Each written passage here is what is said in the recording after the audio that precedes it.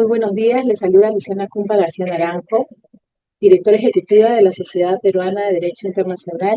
En esta ocasión les doy la bienvenida al primer encuentro SPDI de este año 2026 y que lleva por nombre la Agenda Pendiente Derecho Internacional de la Niñez. En primer lugar, y antes de empezar este interesante conversatorio, vamos a tener las palabras de bienvenida del presidente de la Sociedad Peruana de Derecho Internacional, el embajador Óscar Maurtua de Romaña. La Sociedad Peruana de Derecho Internacional tiene el agrado de dar la bienvenida a la edición de enero, la primera del año, de nuestro ciclo de conversatorios Encuentros SPDI, un espacio académico orientado a promover la reflexión crítica, el análisis riguroso y el diálogo informado sobre los principales desafíos del derecho y las relaciones internacionales. En esta oportunidad abordaremos un tema de profunda relevancia jurídica, ética, social y, naturalmente, humanitaria: la protección internacional de los derechos de niñas, niños y adolescentes en el marco de la Convención sobre los Derechos del Niño, adoptada en 1989 y ratificada por 196 estados, lo que la convierte en el Tratado de Derechos Humanos con mayor nivel de adhesión a escala mundial. El Perú, naturalmente, es parte. Este instrumento marcó un cambio paradigmático al reconocer a los niños como sujetos plenos de derechos, imponiendo obligaciones jurídicas claras a los estados. Sin embargo, más de 3 décadas después de su entrada en vigor, las cifras evidencian una brecha persistente entre el marco normativo y su aplicación efectiva. De acuerdo con el Fondo de las Naciones Unidas para la Infancia, UNICEF, alrededor de 400 millones de niños menores de 5 años en el mundo están expuestos de manera regular a prácticas de disciplina violenta en sus hogares, lo que revela la persistencia de formas normalizadas de violencia contra la niñez. Asimismo, cerca de 333 millones de niños viven en condiciones de pobreza extrema, sobreviviendo con menos de $2.15 diarios, según estimaciones del Banco Mundial. Esta realidad pone de manifiesto las limitaciones estructurales de los sistemas nacionales de protección y la necesidad de fortalecer los mecanismos de cooperación internacional. En el caso concreto del Perú, la anemia infantil continúa siendo un problema prioritario de salud pública debido a su alto nivel y a las graves consecuencias que tiene sobre el desarrollo físico y cognitivo de la niñez. Según datos del Observatorio Nacional de Prospectiva, en el año 2024, la prevalencia de anemia infantil en niños y niñas de 6 a 35 meses alcanzó el 43.7%, casi un 45%, lo bordea, lo que evidencia la persistencia de esta problemática a pesar de los esfuerzos realizados en materias de políticas públicas por el Perú. A estos desafíos se suman los riesgos asociados a los nuevos entornos digitales. Según datos de la UNICEF y la Unión Internacional de Telecomunicaciones, UIT, 1 de cada 3 usuarios de Internet en el mundo es un niño, lo que amplifica su exposición a amenazas como el acoso en línea, la explotación sexual digital, el uso indebido de datos personales y la difusión de contenidos nocivos, entre otros problemas. La respuesta jurídica frente a estos fenómenos continúa siendo fragmentada y en muchos casos insuficiente frente al carácter transnacional de estos graves temas e inconductas que dañan a la niñez. La vulnerabilidad de la niñez se intensifica de manera particular en contextos de conflicto armado y de desplazamiento forzado, donde las garantías jurídicas se ven gravemente erosionadas. Según el informe Children and Armed Conflict del secretario general de las Naciones Unidas en el 2024, se verificaron 41.370 violaciones graves contra niños en contextos de conflicto armado, incluyendo asesinatos, reclutamiento, uso en hostilidades, ataques a escuelas y hospitales y negación de acceso humanitario. La cifra más alta que este mecanismo de monitoreo de Naciones Unidas existe desde hace casi 30 años, lo que pone de manifiesto y evidencia la magnitud del sufrimiento infantil en escenarios de guerra tan frecuentes ahora en el planeta. Paralelamente, de acuerdo con el Alto Comisionado de las Naciones Unidas para los Refugiados, ACNUR, los niños representan entre el 40 y el 47% de la población mundial desplazada forzosamente, enfrentando riesgos agravados durante las rutas migratorias y en los países de acogida, tales como la trata de personas, la explotación, la discriminación y la ruptura de vínculos familiares, entre otros. Ambos contextos, aunque distintos, revelan una constante: la insuficiencia de los mecanismos internacionales de protección frente a crisis humanitarias prolongadas y transfronterizas.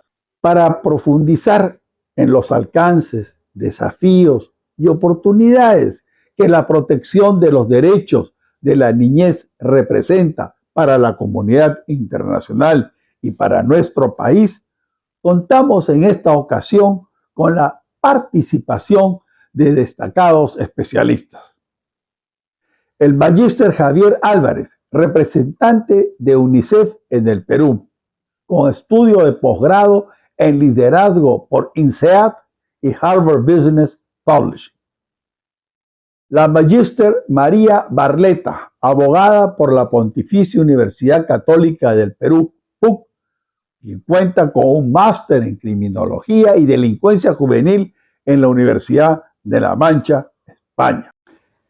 El magíster Juan Chuquiguara, economista por la Universidad Ricardo Palma, magíster en cooperación internacional por la Universidad Complutense de Madrid, y la doctora Luciana Cumpa García Naranjo, directora ejecutiva de la Sociedad Peruana de Derecho Internacional y editora de la Revista Peruana de Derecho Internacional, quien moderará este significativo encuentro.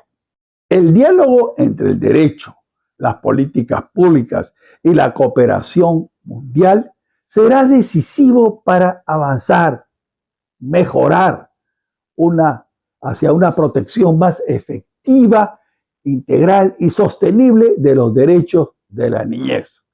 En un contexto global marcado por crisis humanitarias, transformaciones tecnológicas aceleradas y profundas desigualdades, el fortalecimiento del derecho internacional se consolida como una herramienta indispensable para asegurar, para garantizar la dignidad, el respeto y el desarrollo pleno de las nuevas generaciones. La Sociedad Peruana de Derecho Internacional renueva así su compromiso con la promoción de un derecho internacional vivo, eficaz y orientado a la protección de la dignidad humana, con especial atención a los derechos de la niñez. Agradecemos vuestra presencia e interés en este encuentro, reflejo de la vocación y compromiso que inspira a nuestra institución y que es a su vez debidamente difundido a nivel nacional para conocimiento de todos los centros académicos del Perú, en particular las facultades de Derecho o institutos de Relaciones Internacionales o de carreras de Relaciones Internacionales, a fin de que se compenetren en una colaboración generosa y desinteresada de la Sociedad Peruana de Derecho Internacional en hacer docencia y contribuir al conocimiento y expansión del derecho internacional, a veces tan criticado por opiniones adversas. Por vuestra atención, muchísimas gracias. Esas fueron las palabras del embajador Óscar Maurtua Romaña, presidente de la Sociedad Peruana de Derecho Internacional. Y habiendo escuchado su intervención, vamos a dar pase, en primer lugar, a la presentación del señor magíster Juan Carlos Chuquiguara Herrera. El señor Juan Carlos Chuquiguara Herrera es licenciado en Economía por la Universidad Ricardo Palma de Perú. Cuenta con maestría en Cooperación Internacional y Gestión Estratégica por la Universidad Complutense de Madrid, en España. Igualmente, ostenta un diploma en Gestión de Conflictos Sociales por la Universidad ESAN de Perú y es especialista en proyectos sociales, desarrollo de negocios, voluntariado corporativo y alianzas estratégicas. Actualmente, labora en Aldeas Infantiles SOS Perú en el área de proyectos y nuevos negocios, formulando e implementando proyectos y nuevas empresas con enfoque en impacto social. Muchas gracias por participar esta mañana con nosotros, señor Chuquiguara Herrera. Tiene un espacio de entre 15 y 20 minutos para compartir con nosotros los aspectos relacionados a infancia. Muchas gracias, Luciana. Agradecer por este espacio y a la Sociedad Peruana de Derecho Internacional, especialmente al embajador Maurto, que pone este tema en la palestra, ¿no? Profundizando esta problemática recurrente de gran complejidad de nuestra sociedad.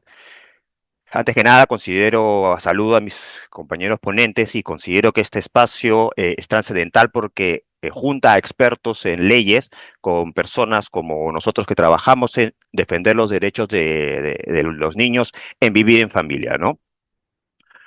Como bien lo dijiste, soy especialista en proyectos y nuevos negocios en aldeas infantiles, donde defendemos el derecho de los niños en vivir en familia. En esta presentación quiero enfocarme en dos puntos. El primero sobre la crisis que enfrenta el sistema de acogimiento residencial en el Perú. Y el segundo, una explicación breve de lo que hacemos en aldeas infantiles, en donde les mostraré una breve PPT. Hablando puntualmente del colapso del sistema de acogimiento en el Perú, la situación de los niños, adolescentes en desprotección familiar es un problema muy complejo y muy recurrente actualmente, sin poca visibilidad por los medios de comunicación. Esto sumado a la problemática del COVID, dejaron muchos niños, niñas huérfanos sin a veces la medición ni los adecuados cuidados que deben tener mediante sus progenitores. Esta situación exige que el Estado refuerce las medidas y fortalezca sus servicios para garantizar que el bienestar de los niños y niñas se ejerza en pleno derecho en vivir en familia. Según los últimos datos del Ministerio de la Mujer y Poblaciones Vulnerables y del INAVIF, data del 2025, existe un total de casi 200.000 niñas, niños o adolescentes que se encuentran en institución de protección familiar al finalizar el año pasado. Los ya conocidos centros de acogida residenciales, CAR, son el principal lugar de protección de estos niños. Pero, ¿qué pasa? El sistema ha colapsado. Tienen una demanda que supera su capacidad de respuesta. Esta crisis representa una violación del derecho de todos los niños, ¿no? Como bien lo mencionó el embajador Maurtua, ¿no? En una convención, Perú reconoció esta convención sobre los derechos que ratificó en el año de 1990. Actualmente en estos CARS, en estos centros de acogida residencial, existen aproximadamente unos 5.000 niños y adolescentes que están en riesgo crítico. El sistema presenta una gran falla estructural en tres niveles. Uno es la inoperancia de la protección. Los canales de denuncia están desbordados. Dos, el incumplimiento del INAVIF, esto de no estar transfiriendo los fondos correspondientes a las instituciones de acogida, trasladando la carga financiera en responsabilidad estatal, que es una responsabilidad estatal, a nosotros, a las ONGs. Y un tercero y un cuello de botella, el problema ya no es ya no es legal, sino es una implementación. El imperativo que el Ministerio de Economía y Finanzas asigne y libere partidas presupuestarias necesarias para ejecutar la ley vigente. Esto, en resumidas cuentas, es básicamente que la ley sin presupuesto es solo una declaración de buenas intenciones. De estos 200.000 niños, adolescentes en protección familiar, muchos de ellos son huérfanos, son niños abandonados y aquellos en situación de violencia intrafamiliar extrema. Solamente representan esta cantidad un 0,6% de la población infantil peruana, que provienen de contextos de pobreza extrema, violencia doméstica y negligencia parental. Muchos de estos niños son, pues, como sabemos, vienen de la calle con personas que no están legalmente autorizadas para cuidarlos y están en albergues clandestinos. De estos aproximadamente 5.000 niños en centros de acogida, esta cifra, aproximadamente 2.062 se encuentran gestionados por el INAVIF. El resto está en instituciones privadas, tanto iglesias, ONGs, sin la supervisión adecuada y sin las herramientas técnicas para poder acompañar a su desarrollo personal y social. Solamente la cobertura, solamente un 2% de esta cantidad de 5.000 está teniendo los cuidados necesarios, adecuados para poder brindarles las oportunidades de vida que el sistema necesita, el sistema requiere. Es decir, que aproximadamente 96 de cada 100 niños que necesitan protección residencial no la reciben. Para entrar más en detalle, 89 de los CAR son públicos y 146 son privados. Esto quiere decir de que dependen mucho de la financiación privada para poder solventar, para poder gestionar estos centros de acogida. Sin el apoyo con alianzas empresariales, con las alianzas estratégicas, quedaríamos mucho más que desbordados, ¿no? Ahora, se calcula, según también datos del INAVIF y datos del Ministerio de la Mujer y Poblaciones Vulnerables, que aumentará para finales del 2026 a un 16% de casos de niños que necesitan ser acogidos en estos CARS. ¿Qué sucede? El desafío operativo y la protección por el que el sistema no funciona, hemos identificado 4 problemas fundamentales. Uno es que el Estado no ejerce la supervisión real. La tercerización permite que organizaciones sin capacidad técnicas cuiden niños traumatizados. No es lo mismo tener buenos valores, tener especialistas en psicología infantil para poder atenderlos. Los ingresos son lentísimos, hay mucha burocracia en el momento de que un niño, mediante mandato judicial, pasa a los centros de atención de recogida. Durante este tiempo que demora ese proceso, el niño sufre mucho más violencia.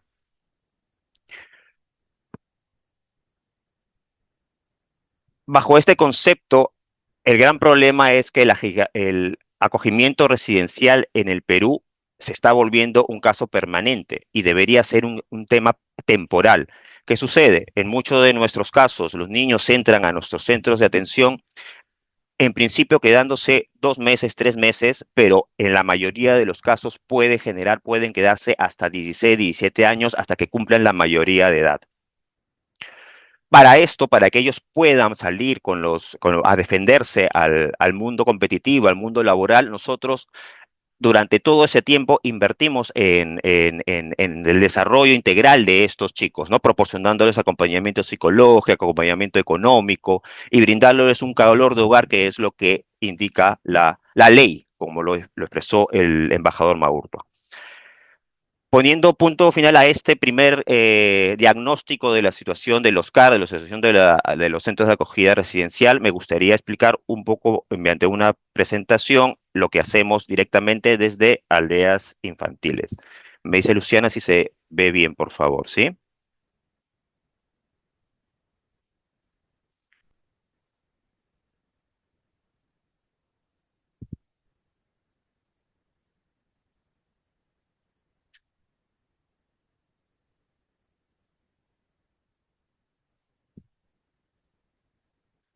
¿Se lee bien?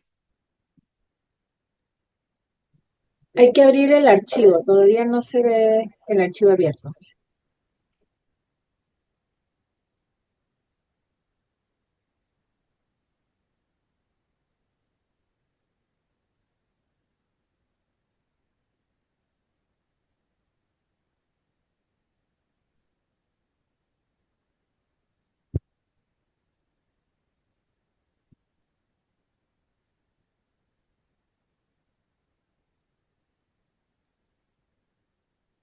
¿Ahora se ve bien?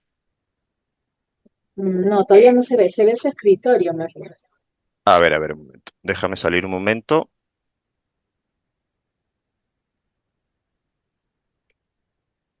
O si prefieren nos pueden enviar las diapositivas y nosotros las proyectamos.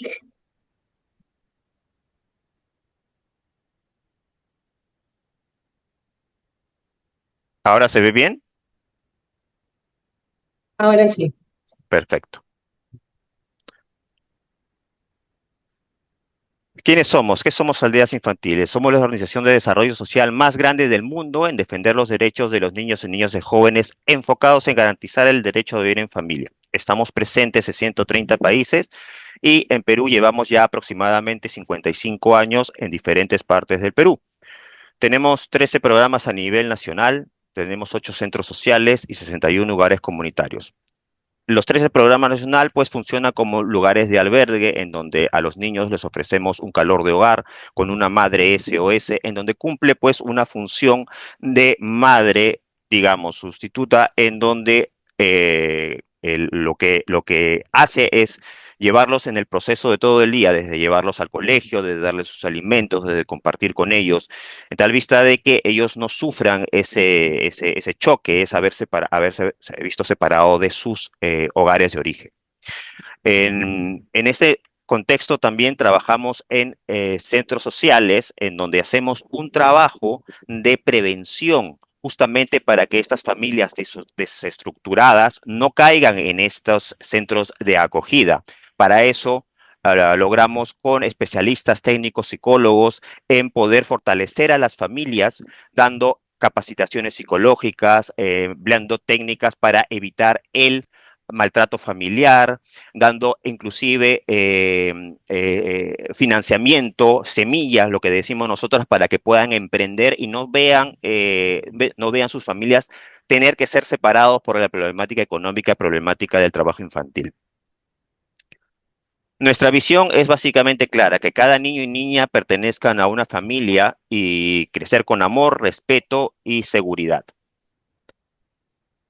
Básicamente a estos son los servicios que damos, que son los dos mencionados anteriormente, que es el cuidado alternativo, que lo hacemos en nuestros centros de acogida, en nuestras aldeas, y el otro es el fortalecimiento familiar, no un empoderamiento que lo damos en las 13 regiones del país, en donde trabajamos articuladamente con las empresas, en donde hacemos convenios marcos y con los gobiernos locales, ¿no? Tenemos una experiencia de 55 años en esta problemática, lo cual nos fortalece y nos posiciona como una entidad puntera especialista en el desarrollo de estas fortalezas, ¿no? En centros comunitarios. Estamos avalados internacionalmente, no solamente por el Ministerio de la Mujer y Mujeres, sino también por Keep the Children Safe, ¿no? Que vela y resguarda todo el tema de salvaguardas infantil y protección, lo cual vamos renovando anualmente esta distinción. Ya desde los puntos desde que nosotros vemos en el tema de, hablar básicamente de mi área, hay una problemática a nivel mundial en donde los fondos europeos que nosotros recibíamos anualmente se han visto reducidos por efectos de la guerra, por efectos del cambio climático, por mucho. ¿Qué está pasando? Las ONGs privadas en este momento están buscando fuentes de financiamientos externas a estas subvenciones. ¿Qué quiere decir? Que buscamos negocios propios para poder solventar todos estos programas que tenemos a nivel nacional. Es decir, estamos a una estrategia de 2030, queremos ser sostenibles con nuestros propios recursos y con nuestras propias fuentes de ingresos. Una temática, una problemática que está teniendo el mundo en sí es el cambio climático, las olas de calor.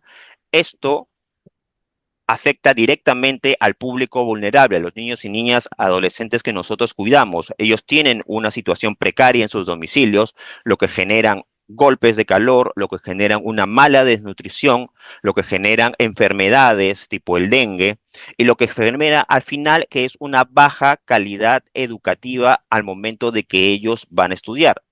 Hablemos en lugares ciudadanos como Lima, como en los lugares más alejados del Perú, ¿no? En el Perú incógnito. Por este motivo y alineados nosotros con los Objetivos de Desarrollo Sostenible, tanto el 1, el 10, el 16, el 4, nos vemos en la necesidad de poder generar nuevas fuentes de negocio, nuevas fuentes de financiamiento, y con esto mucho, por ejemplo, para explicarles un caso, ¿no? Vemos el tema del reciclaje, en donde muchas empresas tipo Bata, tipo DHL, tipo McDonald's, nos donan sus residuos para nosotros poder sacar de ahí beneficios, beneficios económicos, ¿no? Y con esto poder sustentar el, los diferentes programas que tenemos a nivel nacional. También tenemos convenios con América Televisión, son empresas bastante serviciales al momento de poder llegar a este colectivo. Son procesos largos, ¿no? De poder de conversación e invocamos a la sociedad civil y por medio de este espacio a poder convocar a más empresas, a más gobiernos, pero sobre todo poder tener esfuerzos para poder llevar esta problemática de los centros de atención residenciales, del colapso que existe en esto, para poder brindar realmente la adecuada atención que los niños necesitan, ¿no? En temas de educación, en temas psicológicos, en temas humanos, ¿no? Por mi parte, para dar espacio a mis otros colegas, les agradezco mucho la atención y abierto a cualquier pregunta adicional. Muchísimas gracias, Luciana. Muchísimas gracias al señor Juan Carlos Chuquibara Herrera por habernos acompañado esta mañana con esta interesante disertación relativa a la importancia del acogimiento familiar, que tiene una vinculación tan importante y sobre todo profunda, ¿no? Con el derecho de los niños a tener una familia y un entorno que los proteja y los cuide. Bien, a continuación, con el programa, tendremos la disertación de la doctora María Consuelo Barleta Villarán. Ella es profesora en la Universidad Católica del Perú. Es abogada por esta misma universidad, la Pontificia Universidad Católica del Perú. Posee un postítulo en Derecho, Justicia y Políticas Públicas para la Infancia y Adolescencia en la Universidad Diego Portales de Chile. Cuenta con título de maestría en Gerencia Social por la PUC y asimismo ha realizado estudios de máster en Criminología y Delincuencia Juvenil en la Universidad Castilla de la Mancha. Es asociada fundadora de la ONG Cometa. Ha ejecutado diversas consultorías para organizaciones internacionales. Fue coordinadora en el proyecto intercontinental Niñez sin Rejas del VICE. Es autora del libro Derechos de la Niñez y Adolescencia del Fondo Editorial de la PUC del año 2018. Se desempeña como docente ordinaria de la Facultad de Derecho y de la Facultad de Educación de la PUC. Es igualmente profesora de la Academia de la Magistratura y de la Maestría en Derecho Civil, Convención en Familia de la UNIFE. Doctora María Consuelo Barleta Villarán, muy buenos días y bienvenida. Le damos el uso de la palabra. Muchas gracias por la amable invitación de la Sociedad Peruana de Derecho Internacional. Muchas gracias, doctora Cumpa, por la presentación. Y bueno, saludar a todos pues los ponentes que me acompañan también en este importante evento. Felicitar esta iniciativa de poder dialogar esta mañana sobre los derechos de los niños y adolescentes. Saludar también al embajador Maurtua de Romaña. Voy a en estos momentos compartir mis diapositivas. Bueno, en realidad el tema que voy a trabajar es el vinculado con los adolescentes en conflicto con la ley penal. Dado que, bueno, independientemente que como se me presentó, soy parte de una asociación civil, una ONG que es Cometa, que vemos diversidad de temas vinculados con niños y adolescentes, pero particularmente en mi ejercicio profesional busco contribuir mucho con la temática penal juvenil. En la Universidad Católica tenemos una clínica jurídica, se llama Clínica Jurídica y Responsabilidad Social, para apoyar a lo que es puramente intervenciones especializadas, diferenciadas, y también apoyar mucho en lo que es el derecho a la defensa en adolescentes que están privados de libertad. Lo primero que tendríamos que nosotros entender es cómo es que está regulado propiamente esta temática dentro de la normativa nacional. Y lo que tenemos nosotros es una secuencia histórica, en realidad, de cómo han ido surgiendo los derechos de los niños y adolescentes, en qué momento nosotros dejamos de verlos como objeto de protección y comenzamos a verlos como sujeto de derechos.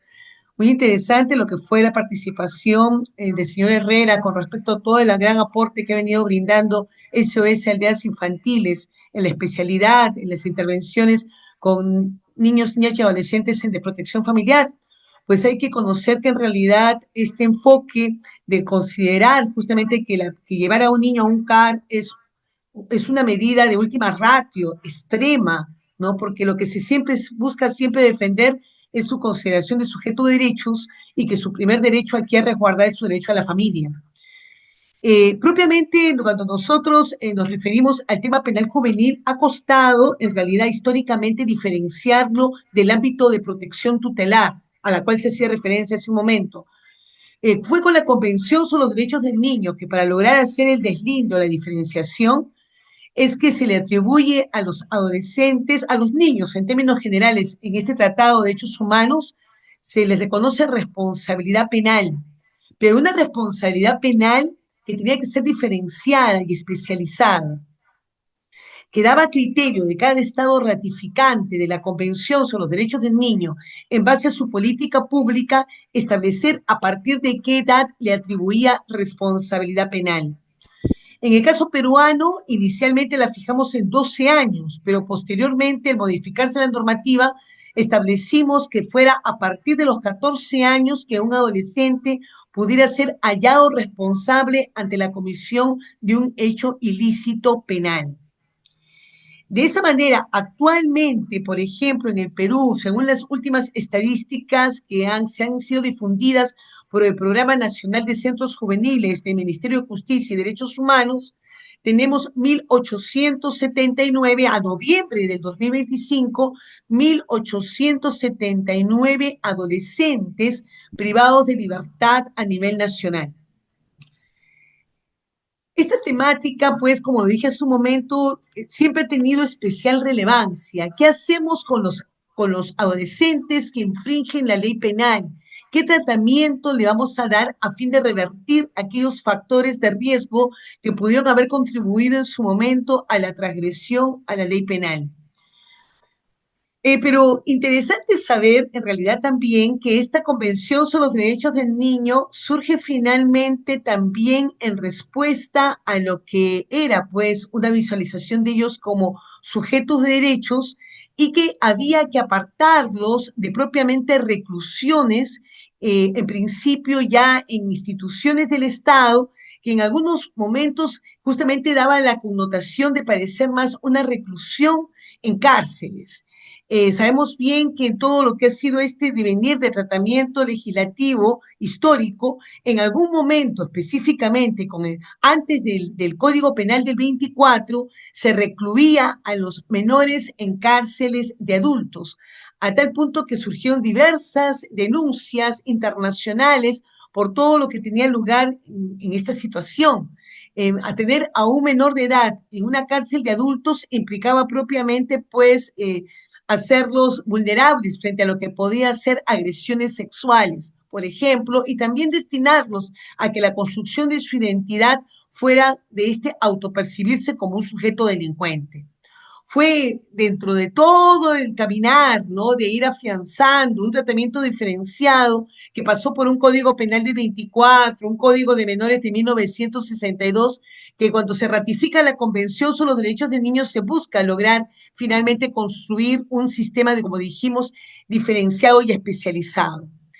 Ahora, entonces, tenemos en claro que la responsabilidad penal de adolescentes en realidad surge dentro de un tratado de derechos humanos. Antes no le atribuíamos responsabilidad penal, los tratábamos como sujetos inimputables en el ámbito penal. Pudimos tenerlos al interior de cárceles de adultos justamente porque a partir de los 9 años se les atribuyó responsabilidad penal en la normativa interna, pero estoy hablando antes del Código Penal de 1924. ¿Qué es lo que dice la Convención sobre los Derechos del Niño? De manera muy interesante, el artículo 40, numeral 3, nos dice que los Estados partes tomarán todas las medidas apropiadas para promover el establecimiento de leyes, procedimientos, autoridades e instituciones específicos para que los niños de quienes se alegue que han infringido las leyes penales o a quienes se acuse o declare culpables de haber infringido esas leyes, pues se le fije una edad mínima antes de la cual se presumirá que los niños no tienen capacidad para infringir las leyes penales. Entonces, lo primero que se nos establece en un tratado de derechos humanos dentro de lo que es el derecho internacional es efectivamente el requerimiento de atribuir responsabilidad penal a los adolescentes, pero con una finalidad garantista. O sea, al nosotros atribuir la responsabilidad penal, pues no encubríamos una respuesta de control social a este sector de la infancia, sino que lo evidenciábamos. ¿Y lo evidenciábamos para qué? Para atribuirle garantías, para poner límites a la intervención del Estado con respecto a ellos. Y eso además ha sido reforzado por el Comité de Derechos del Niño, el Comité de Derechos del Niño, que fue el órgano creado en la Convención sobre los Derechos del Niño, periódicamente emite observaciones generales en diversidad de temáticas, ¿no? Por ejemplo, la temática que se acaba de exponer por SOS es un tema también de especial relevancia y la especialidad de los derechos de los niños y adolescentes. Los niños, los cuales son albergados por el Estado, son atendidos por el Estado cuando tienen una familia no funcional. Propiamente, pues, hay una cantidad de observaciones generales en donde finalmente, ¿no? El Comité de Derechos del Niño cumple un rol de intérprete de la Convención sobre los Derechos del Niño. Y explícitamente, con respecto a la temática penal juvenil, tenemos la observación general número 24, que busca justamente ahondar en lo que es el principio de proporcionalidad. O sea, ¿cómo vamos a tratar penalmente a los adolescentes que han infringido la ley penal? Y aquí se hace un énfasis importante que también está contenido en el artículo 40, numeral 3 de la Convención sobre los Derechos del Niño, en que no solamente debe valorarse la gravedad del hecho ilícito cometido por el adolescente, sino que es necesario también hacer una evaluación de sus circunstancias personales, como su edad, ¿no? Lo cual implica una menor culpabilidad atribuible y a su vez también aquellas necesidades de atención en base a las circunstancias personales, familiares o sociales que pudieron haber favorecido la transgresión a la ley penal. Y además, el comité enfatiza que un abordaje estrictamente punitivo no es acorde a los principios del derecho penal juvenil que indica la Convención sobre los Derechos del Niño. Cuando los delitos graves son cometidos por niños, se deben considerar medidas proporcionales a las circunstancias propiamente del niño y la gravedad del hecho ilícito cometido. Entonces, el principio de proporcionalidad en la especialidad penal juvenil implica, repito, no valorar solamente la gravedad de la infracción, sino valorar todos aquellos factores de riesgo que contribuyeron propiamente a la comisión de la infracción y que son necesarias atender, porque todas ellas son factores de riesgo que favorecieron propiamente al hecho ilícito penal. Ahora, esta valoración de estas circunstancias personales, familiares, sociales, es algo que se ha venido repitiendo en la normativa internacional propiamente de las Naciones Unidas, pero propiamente estas no tienen efecto vinculante como lo tiene la Convención sobre los Derechos del Niño, porque la Convención sobre los Derechos del Niño es un tratado de derechos humanos con efecto vinculante, con efecto obligatorio para el Estado peruano que lo ha suscrito.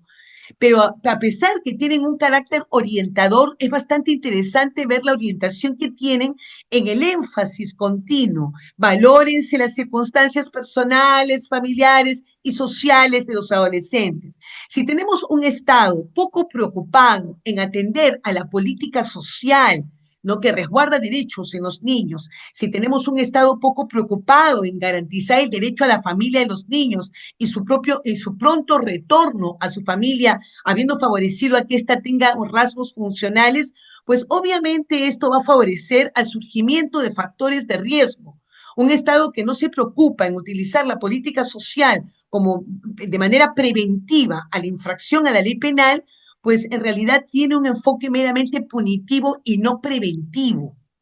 Entonces, acá de lo que se trata es de efectivamente favorecer a la prevención, establecer una serie de estrategias de resguardo de derechos para los niños y los adolescentes a fin de generar que ellos tengan tempranamente, pues, un sentido de pertenencia a la comunidad, que entiendan tempranamente lo que implica un hecho ilícito penal y que adecúen su conducta a este conocimiento. Ahora, definitivamente, tempranamente sí podrán conocer propiamente qué cosa es robar, qué cosa es hurtar, que esto es malo, ¿no? Pero vamos, o sea, en realidad no solamente tiene que ver con el conocimiento, tiene que ver que estamos frente a sujetos que dado que se encuentran en una etapa de desarrollo humano, que es la adolescencia, y que la adolescencia tiene sus propias características, son sujetos impulsivos, que normalmente la adolescencia implica propiamente desacatar las normas, cuestionar la autoridad. La adolescencia es una etapa de cambios, de reafirmación de la identidad del individuo.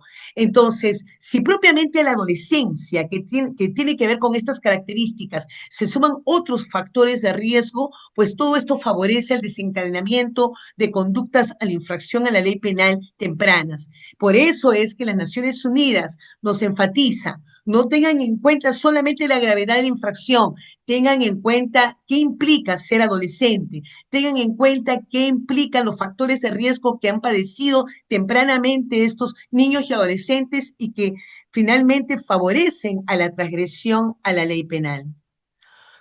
Entonces, si podíamos nosotros tratar de resumir, ¿no? Tratar de resumir de alguna manera cuáles son las exigencias o compromisos el compromiso internacional que tenemos frente a esta temática, al haber ratificado la Convención sobre los Derechos del Niño, pues se nos plantea que se tenga en cuenta su edad, ¿no? Pues hemos dicho la edad que se vincula con una etapa adolescente, su situación y también la de sus padres. Se brinda entonces una respuesta proporcional a sus circunstancias personales, familiares y sociales y a la infracción cometida. Sea tratado de manera acorde con el sentido de su dignidad y valor, así como su bienestar. Se fortalezca el respeto del adolescente por los derechos humanos y libertades fundamentales de terceros. O sea, acá tenemos que entender que la justicia penal juvenil tiene una finalidad educativa. Por algún motivo, este adolescente no logró el aprendizaje social de lo que implica respetar los bienes jurídicos tutelados en la sociedad.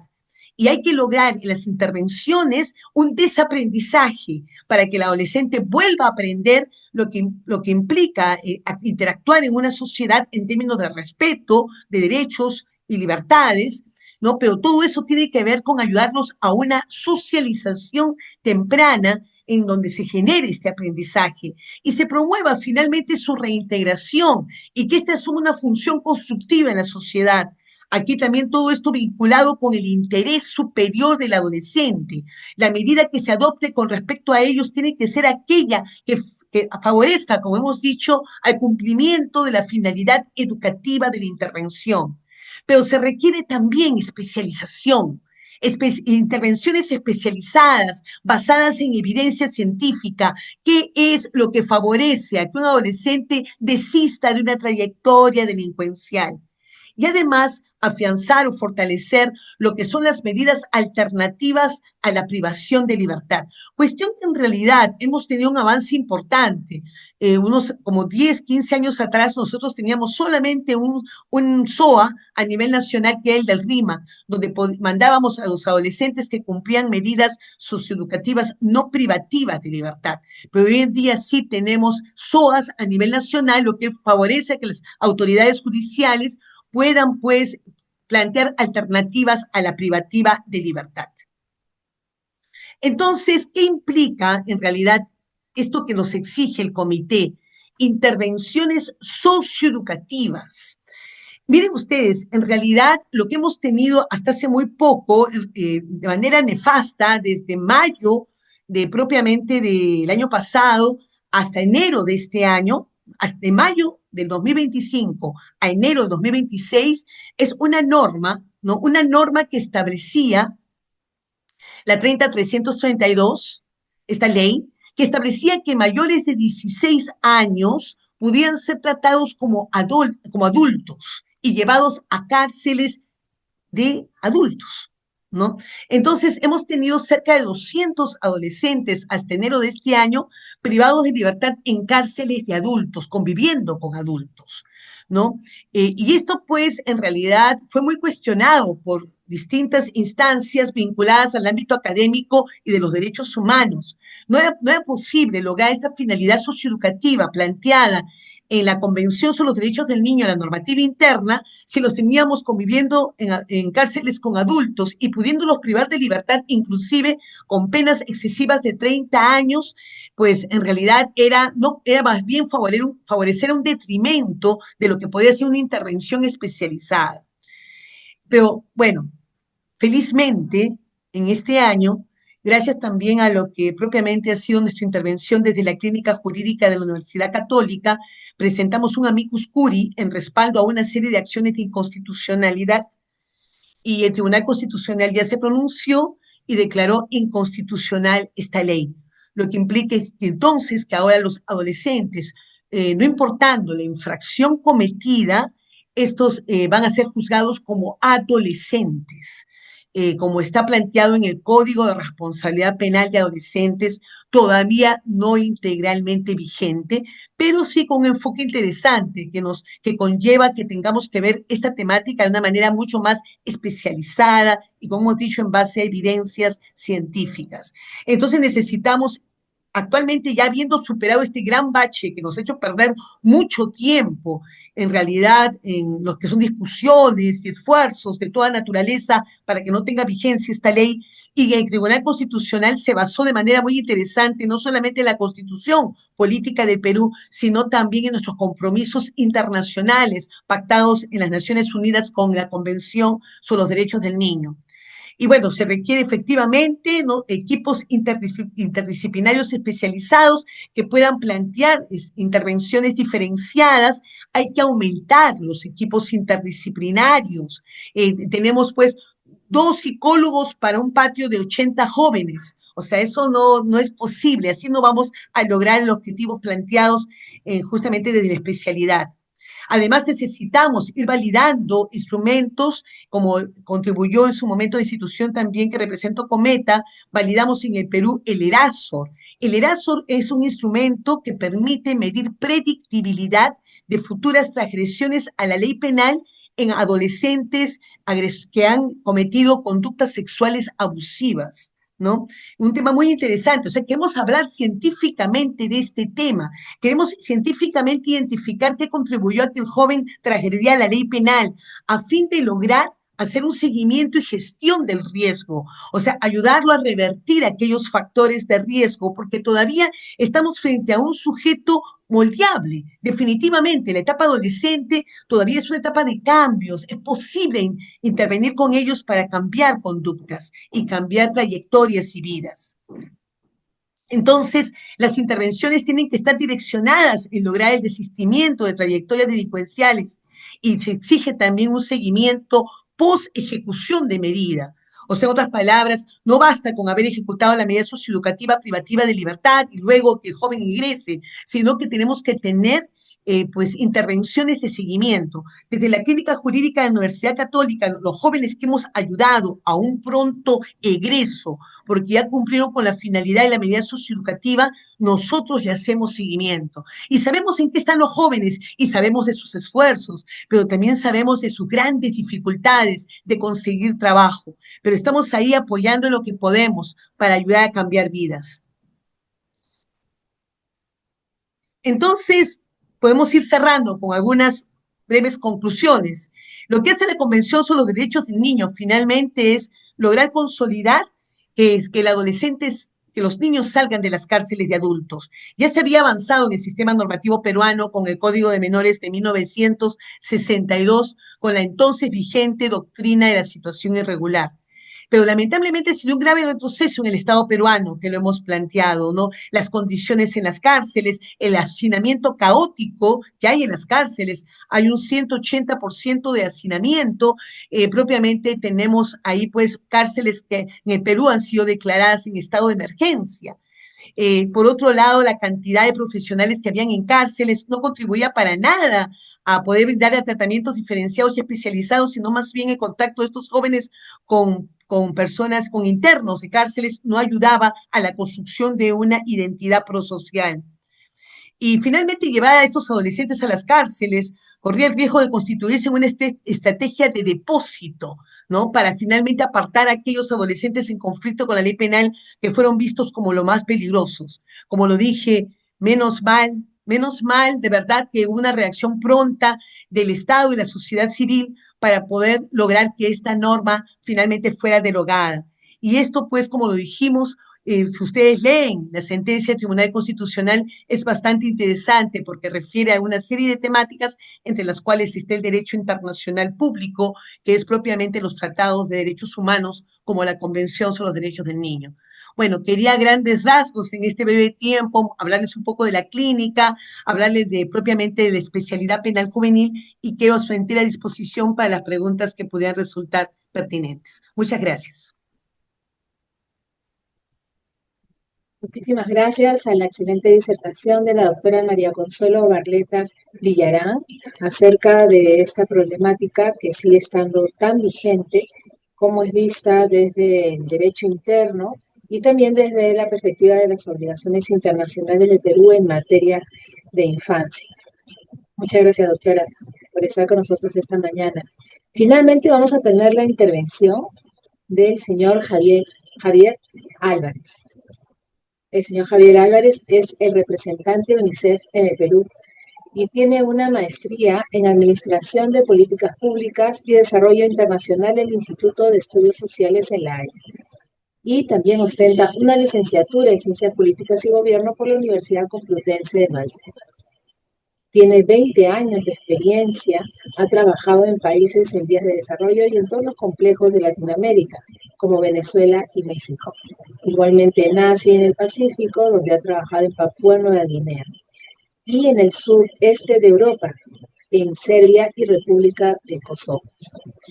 Finalmente en Asia Central, en Afganistán. Estas experiencias le han permitido acumular un sólido conocimiento en materia de la infancia y sus derechos en contextos difíciles. Ha prestado servicios en organismos de Naciones Unidas como UNICEF y el PNUD y en otras organizaciones de cooperación internacional.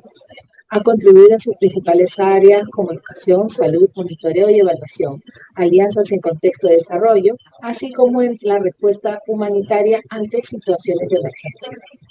Estimado señor Javier Álvarez, muchas gracias por estar con nosotros. Le damos el uso de la palabra. Muy buenas, bueno, todavía buenos días, buenas tardes, doctora, extenderle un saludo a la doctora Kumpa, también al embajador Maurtúa de Romaña, agradecer muchísimo la invitación para este panel que humildemente he preparado para un poco compartir la historia, ¿no?, de los instrumentos jurídicos especializados en derechos de la infancia. Saludar a mis coponentes, a Juan Carlos, a la doctora Luciana, muy interesantes sus disertaciones y obviamente también saludar a todos y todas las participantes en el día de hoy. De verdad, me gustaría comenzar reconociendo esta apuesta por parte de la Sociedad Peruana de Derecho Internacional de hablar de la agenda pendiente, que es algo que siempre hablamos desde UNICEF.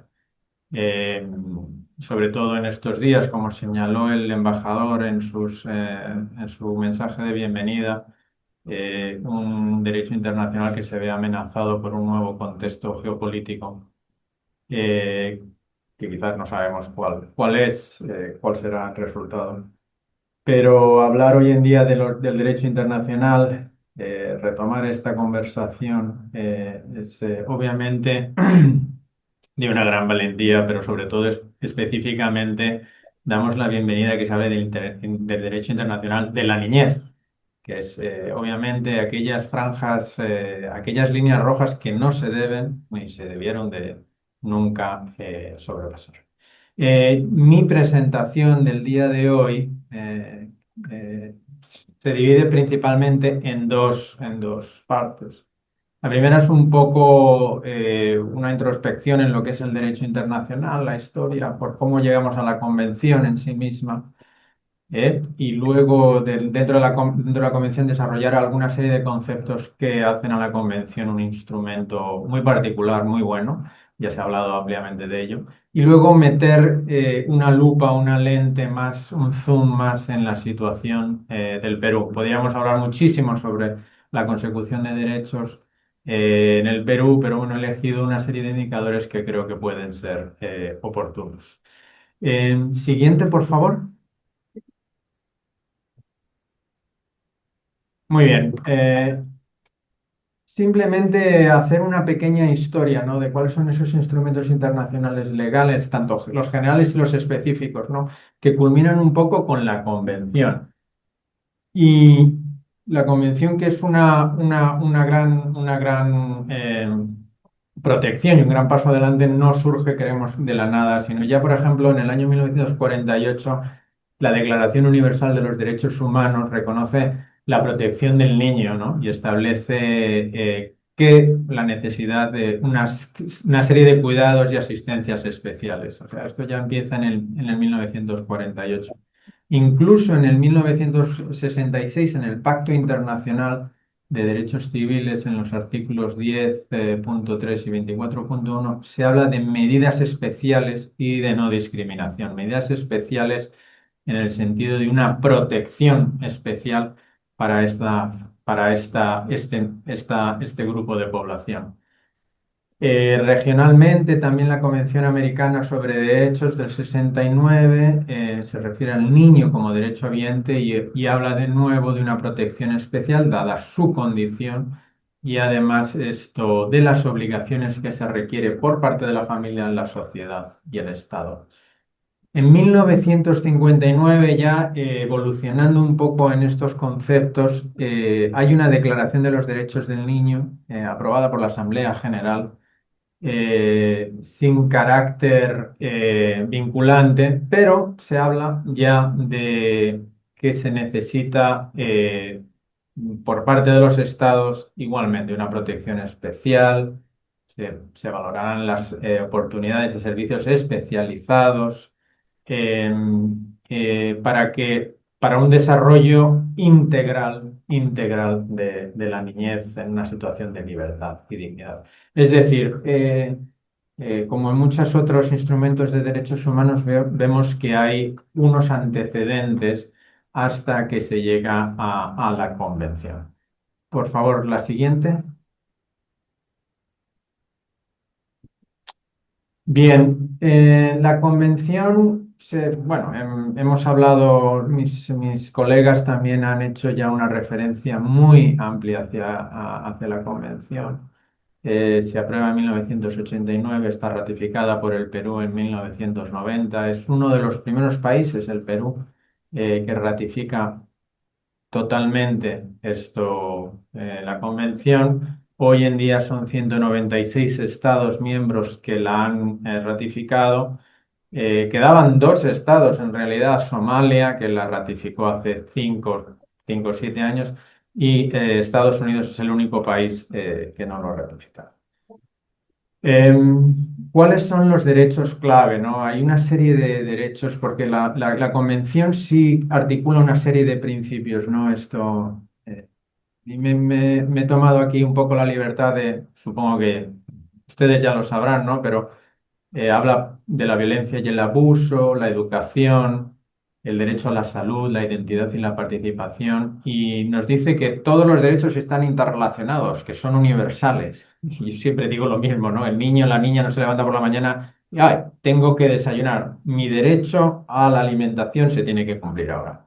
Y luego me voy a la escuela y ahora es el derecho a la educación, no es es un continuo, ¿no? Es un continuo y es universal, ¿no? No hay ningún momento en el que esos derechos cesen, porque ya he asistido, porque he recibido a la escuela, he recibido una vacuna, ya mi derecho cesa, ¿no? Si es una obligación continua. Y luego esto queda muy bien reflejado cuáles son las obligaciones del Estado peruano y de todos los estados esto, que suscriben, ratifican la convención, desde las medidas legislativas, administrativas y judiciales, ¿no? Y es importante señalar un concepto jurídico que se habla en la Convención muy claramente del interés superior del niño. Y esto, bueno, yo que he trabajado en en muchísimos países, muchísimos contextos, es algo de lo que UNICEF siempre habla, ¿no? Pero al mismo tiempo puede generar muchas dudas desde el punto de vista jurídico. ¿Qué es el interés superior del niño, ¿no? Porque parece una frase hecha, pero judicialmente, legalmente, tiene un desarrollo que quiero hacer y quiero hacer una pequeña pausa para desarrollarlo un poquito más. Siguiente, por favor. Bueno, el interés superior del niño, y esto es algo que queda recogido en el artículo 3, ¿no?, de la Convención. Establece que todas las medidas concernientes a los niños debe siempre primar su bienestar. Eso es el fin último de este articulado. Y son tres dimensiones que cumple esta mención. Una es el derecho sustantivo. Obviamente, como derecho sustantivo es garantizar siempre que el niño sea la consideración primordial en cualquier decisión que le afecte. Que sea el niño lo primero que pongamos ante cualquier decisión legislativa, presupuestaria, etcétera. Pero también tiene un concepto, una interpretación interpretativa, es decir, la opción, el Estado se ve obligado a que la interpretación tiene que ser la que más favorezca al niño también. No solo el niño como prioridad, sino que más favorezca al niño. Y por último, también tiene una aplicación normativa en el derecho procedural, eh, que es que exige que además de que la interpretación siempre favorezca al niño, que toda decisión debe de incluir una evaluación explícita del impacto en el niño de esa decisión y que se justifique en su interés superior. O sea, por ejemplo, recogiendo el ejemplo anterior de la doctora Barleta con el tema de la inclusión de niños y niñas de 16 y 17 años al sistema de imputabilidad legal, ahí el fallo del Tribunal Constitucional lo dice muy claro. O sea, se olvida cuál es el interés superior del niño, ya que no favorece de una forma universal ni se ha evaluado cuáles son las consecuencias que esta decisión legislativa pudiera tener en aquellas poblaciones de 16 y 17 años en Perú. Entonces, este es un concepto que creo que es muy vanguardista en cualquier instrumento de desarrollo legislativo de derechos humanos internacional. Y de hecho, déjenme que les diga que esta interpretación, este desarrollo del interés superior del niño, lo hace, tal como se lo he presentado yo, lo hace el Tribunal Constitucional peruano en su última sentencia de apenas hace tres semanas sobre la ley de imputabilidad de adolescentes. Y es un desarrollo que yo les tengo que decir que me parece que es en las sentencias impoluto, implacable y de una gran fundamentación jurídica. Es importante desarrollar este concepto porque creo que es lo más vanguardista para mí por lo menos, lo más vanguardista dentro de lo que es la convención.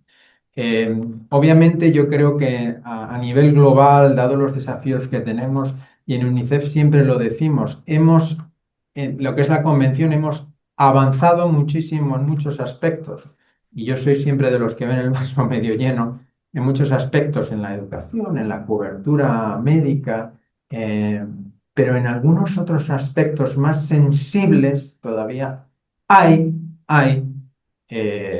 importantes brechas que cubrir. Y les comento, por ejemplo, uno de ellos es el tema de justicia juvenil. Bueno, el Perú se ha posicionado regionalmente donde muy alineado con la convención. Desafortunadamente no tenemos estas situaciones en otros países de la región. Y también esto todavía quedan brechas que cubrir muy fuertes a nivel global en temas del desarrollo de la participación.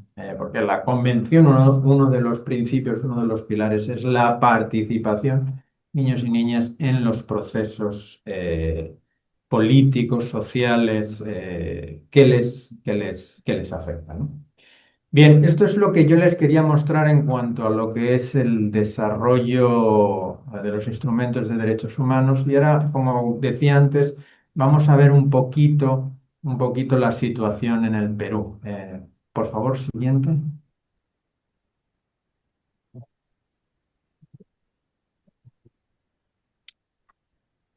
Bien, bueno, les decía, bueno, les estoy presentando una serie de datos que UNICEF ha trabajado conjuntamente con el INEI. Luego les hablaré un poco de lo que hace también UNICEF aquí en Perú. Obviamente, pero uno de nuestros roles es la de desarrollar conjuntamente con las instituciones del Estado, la academia, la sociedad civil, eh, un cuerpo de conocimiento en torno a la niñez para poder influenciar las políticas públicas, las decisiones legislativas y, por qué no decirlo, también los presupuestos públicos. Bien, entonces estas cifras que les presento son de un estudio que presentamos el año pasado de cuáles son los cumplimientos de Perú versus la Agenda 2030. La Agenda 2030 que no es un mal documento en el sentido de que marca muy claramente cuáles son las metas que los estados tienen que alcanzar del 2030. Entonces, bueno, rápidamente aquí, como ven, es la situación de la niñez. ¿Cuántos niños y niñas tenemos en el país menores de 18 años? El total es un 28%, casi 29% del total nacional, que corresponde con 9,8 millones de niños y niñas, a los que hay también que sumar 600.000, alrededor de unos 600.000 niños y niñas venezolanos. En cuanto a la división de sexo, hay mujeres y hombres, 50,4 son niñas, hombres es un 49,6. Y ahí ven también las divisiones etarias, infancia de 0 a 5, niñez de 6 a 11, adolescencia de 12 a 17. En su mayoría, 93%, según señalan las cifras del INEI, son castellano parlantes, un 6% de lenguas nativas y interesante es ver también que hay un 20% de niños con discapacidad de 0 a 5, un 36,8 y un 42,9 que declara algún tipo de discapacidad. Lo que les quiero decir aquí que es esto es y volvemos al tema de la participación, es casi un tercio de la población, ¿no?, del Perú, y ahora que estamos en una situación electoral, y no votan, ¿no? No votan, no participan en la democracia. Entonces, de ahí que, bueno, UNICEF esté trabajando muy de cerca con todos los partidos políticos para que muchas de las recomendaciones, por ejemplo, del último informe del comité del Comité de los Niños que sacó en 2024 sean incorporadas en sus programas políticos, porque de alguna forma, si no acentuamos la participación suya y sus voces no son escuchadas, los adultos tendemos a olvidarnos de sus necesidades. Bien, siguiente, por favor. He escogido algunos de las cifras, ¿no?, Este estudio está publicado en Internet, en nuestra página web, lo pueden buscar, cumplimiento de los ODS de infancia, y he escogido algunos indicadores que creo que se han tocado. Eh, ¿Cuáles son los ODS de mayor progreso? Lo dividimos en mayor progreso y menor progreso, ¿no? Mayor progreso, hemos visto que hay una tasa de mortalidad. El Perú sí ha tenido una reducción de la tasa de mortalidad, lo ven ahí. Esto, la mortalidad neonatal ha bajado a 7 por cada 1.000 niños nacidos. La infantil también ha bajado y la mortalidad en la niñez también. O sea, en toda la niñez ha bajado. Y ha habido, y bueno, aquí en este gráfico no se ve, pero anteriormente desde esta viene bajando desde principios de los 2000, ¿no? ¿Cuáles han sido también hay avances en lo que es la cobertura de inmunización desde el 2015 al 2014, con una salvedad ahí que ven durante la época del COVID, que bueno, se ha ido recuperando ampliamente. También decirles aquí que desde el punto de vista del paquete regular de inmunización que ofrece el Perú, son 18 vacunas, un paquete generoso que ningún otro país en la región ofrece tantas vacunas, ¿eh? De hecho, la última inclusión del papiloma humano es una vacuna que es muy cara, que se está ofreciendo gratuitamente a través del sector público de salud y que lleva una cobertura muy buena. Entonces, vemos que hay ciertos progresos, todavía quedan brechas por cerrar, pero sí hay ciertos progresos. Siguiente, por favor. Bien,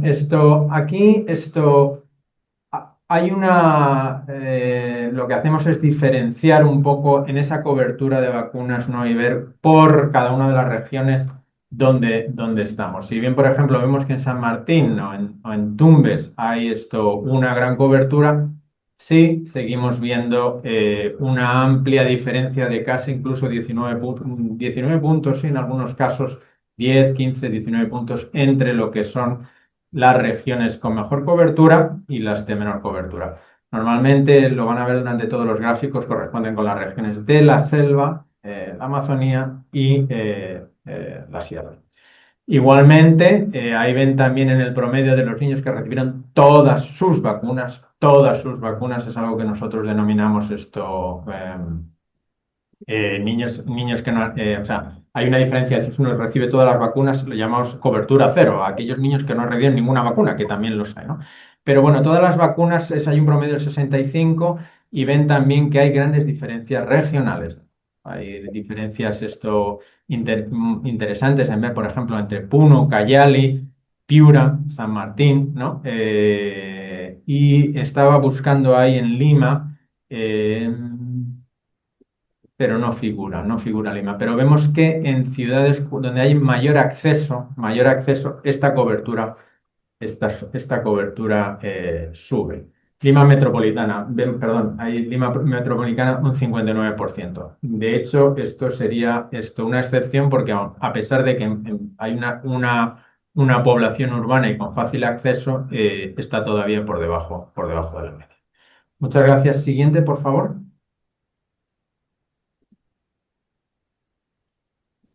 Bueno, y en temas de educación, en temas educativos también vemos que hay estudiantes de 12 a 13 años que han concluido la educación primaria, según lengua materna. Vemos que los castellano hablantes sí concluyen exactamente esta educación, pero todavía los niños y niñas con una de lengua indígena, la conclusión de la educación es menor. Esto nos lleva, bueno, a pensar en políticas que sean más incluyentes para estas poblaciones y sobre todo una educación de una pertinencia lingüística y cultural necesaria, ¿no?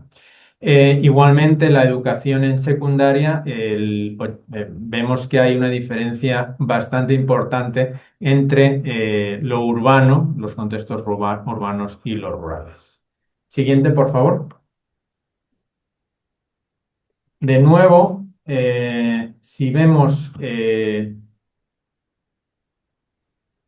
bueno, eh, y ahora pasamos un poco, bueno, quizás aquí solamente en la lámina anterior mencionarles que aunque hay una gran cobertura y finalización de la educación secundaria y primaria, el reto aquí, y lo verán en el informe, lo que pasa es que no lo quise poner por temas de tiempo, es los aprendizajes básicos. Los aprendizajes básicos vemos que hay una gran necesidad todavía de fortalecer conocimientos de lectura, pero sobre todo de matemáticas.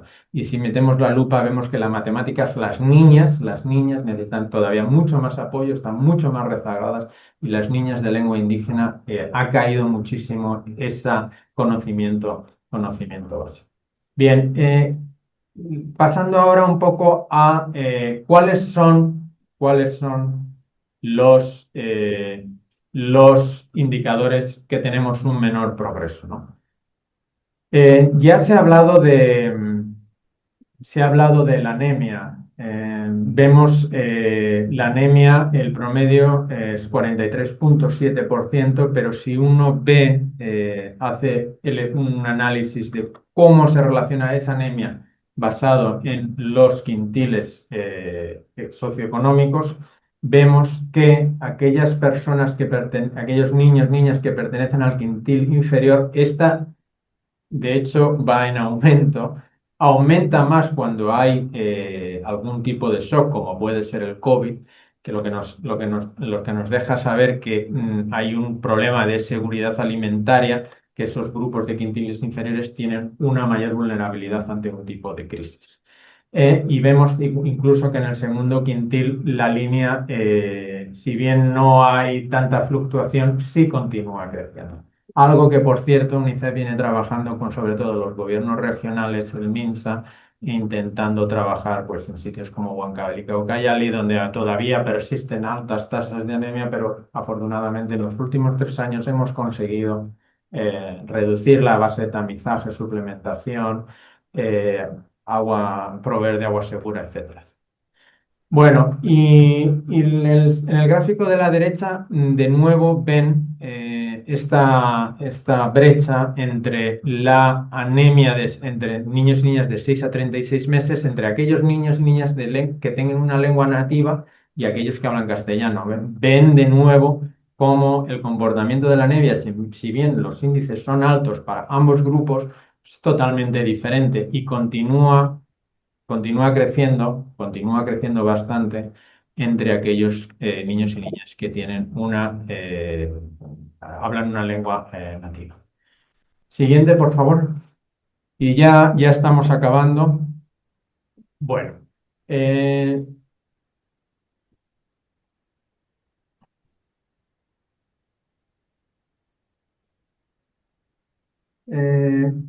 sí, esa es, siguiente, sí. Entonces, esto ha sido muy rápidamente lo que yo les quería mostrar en cuanto a los Objetivos de Desarrollo Sostenible, cómo está el Perú, qué desafíos todavía persisten, y solamente como unas conclusiones, ¿no? A modo de conclusión y un poco también para abrir el diálogo y sus preguntas. Bueno, los derechos humanos, los instrumentos que tenemos hoy disponibles, todos nos dicen que necesitamos una protección especial para la infancia. Ahora bien, y en el Perú también existe este marco jurídico que reconoce la necesidad de una política pública que reconozca el interés superior del niño. Ahora bien, ¿no? De todas las metas que nos propusimos para el 2030, solamente en Perú el 59% de estos indicadores vinculados a infancia requieren una atención prioritaria, y estos son compromisos que se asumieron en el 2015. O sea, es decir, casi el 60% de los indicadores todavía hay indicadores que no hemos hablado, cobertura de Internet, el embajador lo mencionó, no hemos hablado de violencia, no hemos hablado de agua segura, no hemos hablado aprendizajes un poquito. Hay que priorizar las acciones de política y recursos hacia las áreas rurales, porque si bien hay un corpus jurídico importante dentro del Perú, hay una sensibilidad dentro del Perú las políticas deben de financiarse. Y eso es algo que en lo que trabajamos y hablamos todos los días con nuestros ministerios, nuestros queridos colegas de MEF, de MINSA, MIDI, SMIC. Hay que financiar para que haya un estado de jure de reconocimiento de esos derechos a una praxis, a una praxis. Hay algunos retos institucionales en el Perú, pero es un reto que nos encontramos en muchos otros países, que el sistema de infancia, la política de infancia, si bien pertenece al MIP institucionalmente, está fragmentada en muchas instituciones. Y una suprainstitución que coordine esas políticas de infancia, o a nivel de un ministerio, a nivel de una institución, a nivel de una mesa interinstitucional con la presencia del presidente, la presidenta de la República, no existe. Y eso nos lleva a que muchas veces es muy complicado coordinar esas políticas. Y por último, un mensaje quizás ya más de ánimo, de reconocimiento de que vivimos una situación casi excepcional en este nuevo orden, y que más que nunca yo llamaría esto siempre a la templanza, a tener los nervios de acero y pedir y seguir pidiendo que la única fórmula, y ya bien reconocida, argumentada, que puede hacer que la humanidad, que el Perú, que la región avance, sea a través del respeto al derecho internacional. Si no, volvemos otra vez a romper un contrato social que nos establecimos todo, y tendremos retrasos, agresiones, tendremos falta de desarrollo para niños, niñas y adolescentes. Y con eso les dejo esas reflexiones, y muy, muy apreciada de nuevo la oportunidad. Muchísimas gracias y quedo atento para cualquier tipo de pregunta.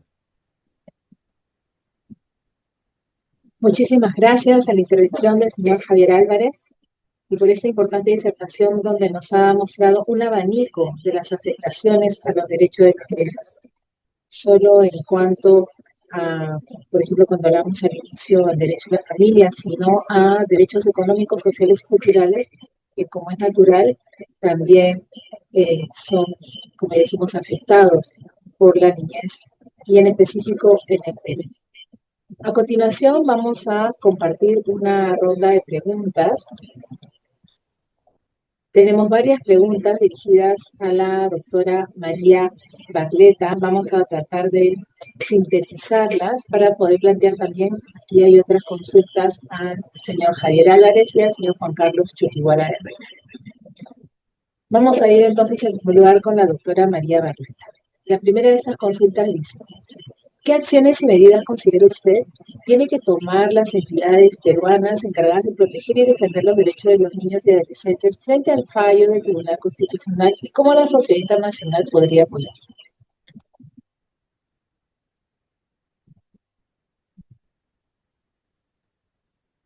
Lo primero es, obviamente, dar cumplimiento al fallo del Tribunal Constitucional, lo cual compromete, en principio, al Ministerio Público, ¿no? El Ministerio Público tiene que ver justamente cómo intervienen las fiscalías de familia para poder hacer seguimiento a lo que va a ser finalmente el archivo de lo que son los casos que se han venido llevando, ya ejecutando dentro de una cárcel, para asumirlo ya la justicia especializada.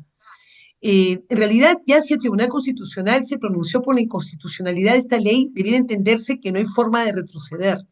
O sea, ya no debe haber a futuro ninguna tentativa de retroceder en el ámbito penal juvenil. Eso es lo que deberíamos nosotros aspirar, ¿no?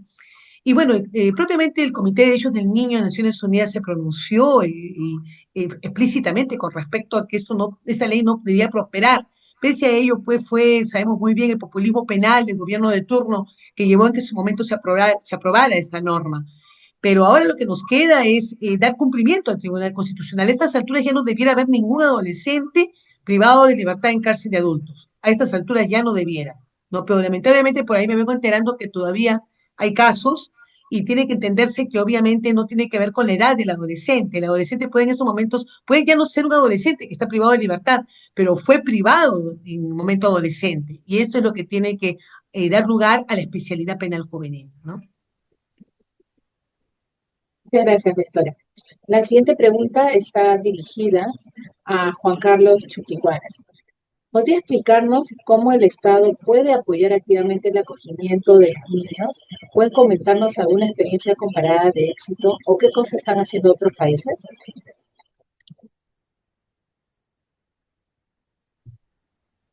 Sí, gracias por la pregunta, Luciana. Sí, por ejemplo, Chile tiene una política muy fuerte con el tema de los centros de acogida. Ellos desde sus bancos de reserva, pues dan financiamiento a estos proyectos.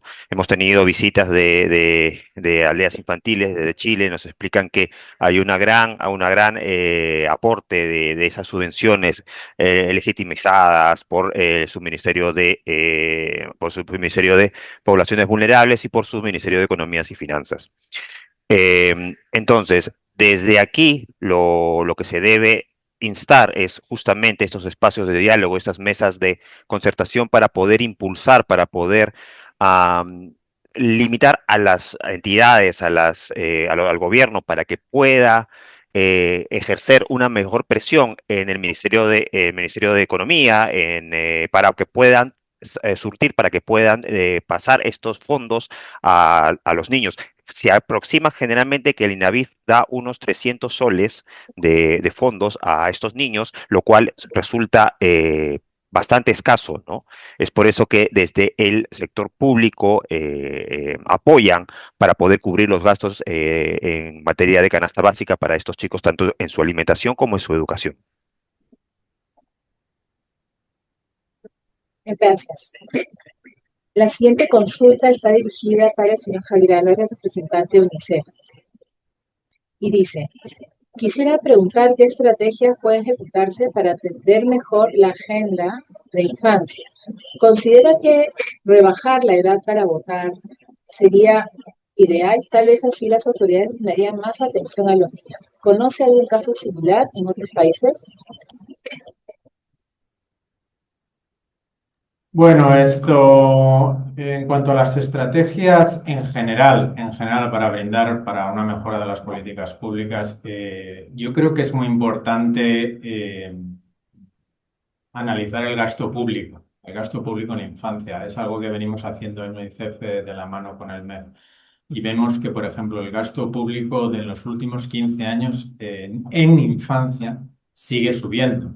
Sigue subiendo. Ahora bien, en la calidad de ese gasto nos muestra que son la mayoría de ellos es un incremento en el gasto recurrente, salarios, etcétera, etcétera.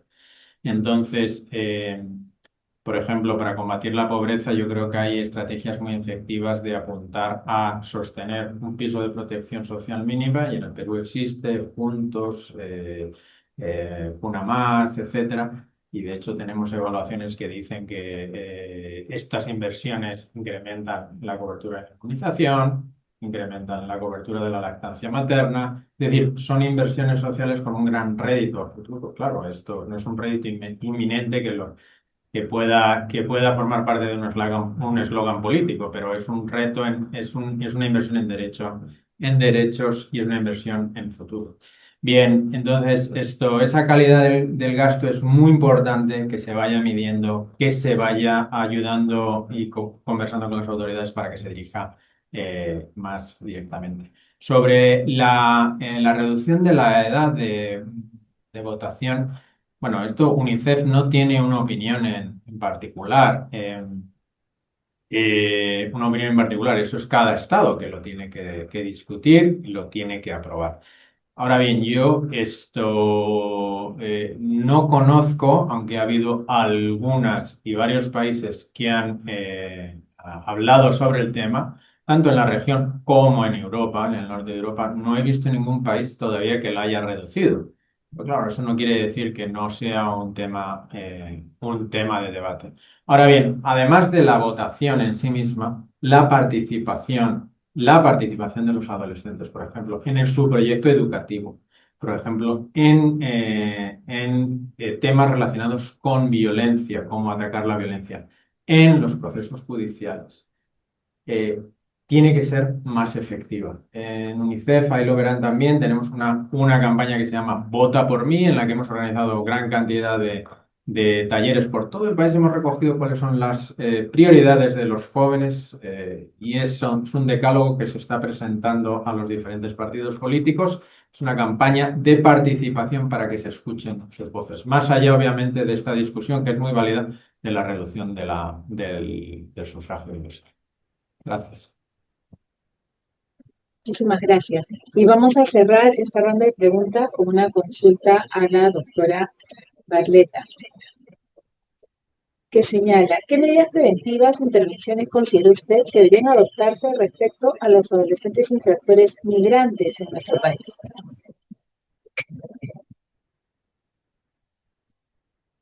Bueno, definitivamente todas las fallas de lo que son la política social para resguardar derechos siempre va a tener un impacto para lograr efectivamente su integración social y prevenir futuras conductas de transgresión a la ley penal. Es muy importante que el Estado comprenda, y esto es parte de lo que se requiere, que el Estado se hace cargo de todos los niños que están bajo su jurisdicción. El Estado peruano debe por todos los niños que están bajo su jurisdicción, no importa que sean nacionales o no nacionales. Ese compromiso que asumió el Estado peruano frente a las Naciones Unidas y propiamente todas las políticas de las cuales sociales que favorecen el resguardo de derechos a niños nacionales deben ser igualmente aplicadas para niños migrantes. Esa es la mejor forma de lograr su proceso de socialización temprana y ayudarlo a que se inserte adecuadamente en la sociedad y que por lo tanto no surjan factores de riesgo que contribuyan a transgresión a la ley penal. Muchísimas gracias, doctora Barleta.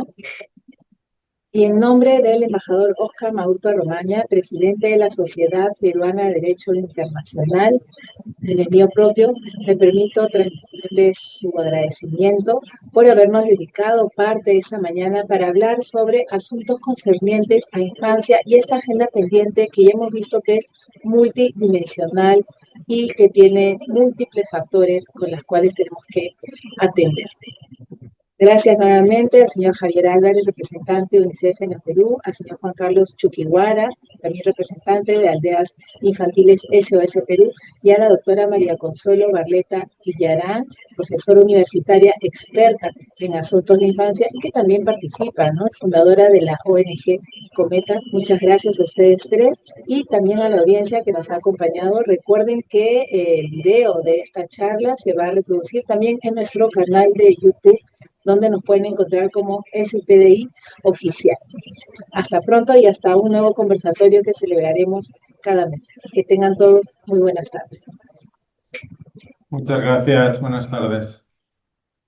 Buenas tardes. Hasta luego. Buenas tardes, gracias. Muchas gracias. Gracias.